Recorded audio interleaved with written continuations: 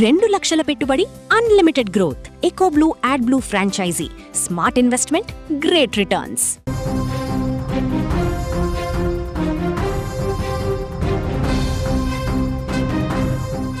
నేపాల్ వరదలు ఇప్పుడు తీవ్ర విషాదాన్ని నింపుతున్నాయి. వరదలు అయిపోయిన తర్వాత కొనసాగుతున్న సహాయక చర్యలలో ఒక్కొక్క మృతదేహం అందులో నుంచి బయటకు వస్తున్న సందర్భాన్ని చూస్తుంటే కళ్ళు చెమరుస్తున్నాయి. ఎందుకంటే పదుల సంఖ్య కాదు, వందల సంఖ్య కాదు, ఇప్పుడు అది వందల సంఖ్య దాటి వేల సంఖ్యల వైపు అడుగులు వేసేటువంటి దారుణమైనటువంటి పరిస్థితికి ఈ వరద విషాదం నెలకొన్నట్టుగా తెలుస్తుంది. ఎందుకంటే ఇప్పటి వరకు అధికారిక లెక్కల ప్రకారమే సుమారుగా 500 మంది మృతదేహాలను బయటకు తీశారు అధికారులు. అక్కడ రెస్క్యూ సిబ్బంది అంతా కూడా అధికారిక లెక్కల ప్రకారం ఇప్పటి వరకు 470కి పైగా మృతదేహాలను అక్కడ వరదల నుంచి, అక్కడ పేరుకుపోయినటువంటి బురదల నుంచి బయటకు తీయడం జరిగింది. ఇంకా 1600 మందికి పైగా అడ్రస్ గల్లంతయింది. వారు ఎక్కడ ఉన్నారో ఆచూకీ తెలియట్లేదు. వారంతా కూడా బురదలోనే చిక్కుకున్నారా, ఆ వరదల్లోనే ఎక్కడో ఒక ప్రాంతంలో చిక్కుకుపోయారా, లేకుంటే వారు కూడా ఆ వరదలోనే జల సమాధి అయిపోయారా అనేటువంటి ఆలోచన ఇప్పుడు తీవ్ర భయాందోళనకు గురి చేస్తుంది. సో వారంతా ఎక్కడికి వెళ్ళిపోయారు? రెస్క్యూ కొనసాగుతున్న కొద్దీ గుట్టలు గుట్టలుగా వస్తున్నటువంటి మృతదేహాల సంఖ్యను చూసి ప్రతి ఒక్కరు కన్నీరు పెట్టుకుంటున్నటువంటి దృశ్యాలు. ఎంత దారుణమైనటువంటి పరిస్థితుల్లో అక్కడ మృతదేహాలు బయటకు వస్తున్నాయంటే కొన్ని మృతదేహాలకు ఆనవాళ్ళు లేకుండా పూర్తిగా ఆ వరదల్లో, ఎందుకంటే ఆ వరదలతో పాటుగా భారీగా రాళ్ళు, మట్టి అంతా కూడా కలిసి ఆ వరద బురదగా మారి ప్రవహించింది. కాబట్టి అత్యంత వేగంగా మనుషుల యొక్క దేహాలు కూడా పూర్తిగా చెల్లాచెదరైపోయాయి. కొన్ని మృతదేహాలకు వారి యొక్క శరీర భాగాలు పూర్తి స్థాయిలో లేనటువంటి పరిస్థితుల్లో వారి యొక్క మృతదేహాలు బయటికి వస్తున్నటువంటి దీన స్థితి ఇప్పుడు అక్కడ సహాయక చర్యలు కొనసాగుతుంది. ఇలా ఇంకా ఎంతమంది మృతదేహాలు ఈ యొక్క సహాయక చర్యలు పూర్తయ్యేలోపు బయటికి వస్తాయి?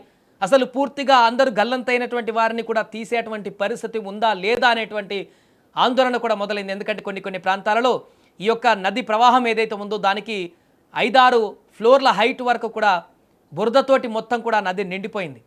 ఆ బురదనంతా కూడా ఇప్పుడు పూడిక తీయలేనటువంటి పరిస్థితుల్లో ఆ నదంతా కూడా కూరుకుపోయింది.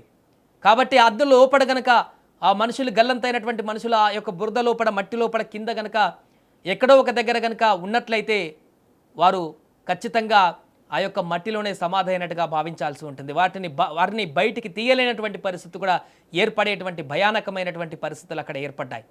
ప్రస్తుతం అక్కడ రెస్క్యూ ఆపరేషన్ కొనసాగుతుంది. ఎవరు ఊహించినటువంటి విధంగా మృతుల సంఖ్య విపరీతంగా పెరిగిపోతుంది. నేపాల్ వరదలలో మొదట భారీ ఎత్తున ఆ యొక్క మనుషులు దాంట్లో గల్లంతయ్యారు. కొంతమేరకు మరణాల సంఖ్య తక్కువగానే ఉండొచ్చని అంచనా వేశారు. కనీసము 50 సంఖ్యల్లో 100 సంఖ్యల్లో ఉంటుందనుకున్నాం. కానీ ఇప్పుడు అది రెస్క్యూ ఆపరేషన్ కొనసాగిస్తున్న కొద్దీ వందల సంఖ్యల్లో గుట్టలుగా అక్కడ మృతదేహాలు బయటపడుతున్నటువంటి సందర్భాన్ని చూస్తుంటే ఇంకా ఆ రెస్క్యూ ఆపరేషన్ పూర్తయ్యేలోపు, పూర్తి సహాయక చర్యలు పూర్తయిపోయేలోపు, ఎందుకంటే ఇంకా గల్లంతైనటువంటి వారు ఒక్కొక్కరుగా వారి కుటుంబ సభ్యులు గల్లంతైన వివరాలు తెలియజేస్తుంటే ఆ గల్లంతైన వారి వివరాలు కూడా సంఖ్య కూడా పెరిగిపోతుంది.